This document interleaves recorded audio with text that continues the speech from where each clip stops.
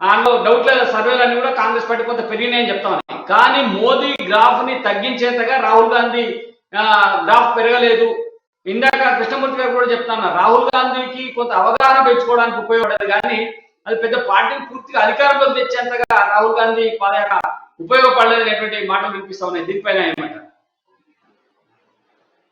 2019 MP election లో కాంగ్రెస్ పార్టీకి 19% ఓట్లు వచ్చినాయి. 53 లోక్సభ స్థానాలు గెలిచినాం. 204 స్థానాల్లో కాంగ్రెస్ పార్టీ సెకండ్ ఉన్నది.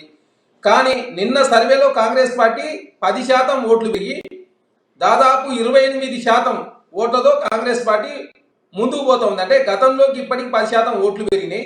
పోయినసారి 204 స్థానాల్లో కాంగ్రెస్ పార్టీ సెకండ్ ఉన్నది. ఆ 204 స్థానాల్లో సెకండ్ ఉన్న స్థానం నుంచి ఫస్ట్ స్థానానికి వెళ్ళినట్టయితే కాంగ్రెస్ పార్టీ సింగిల్ లార్జెస్ట్ పార్టీగా అవతరించి అదేవిధంగా కేంద్రంలో అధికారం రాబోయే అవకాశం ఉంది. కాబట్టి రాహుల్ గాంధీ గారి జోడో యాత్ర కన్యాకుమారి నుంచి కశ్మీర్ వరకు దాదాపు 142 రోజులు 4000 కిలోమీటర్లు. వారు దాదాపు 15 రాష్ట్రాల్లో విస్తృతంగా తిరగడం జరిగింది.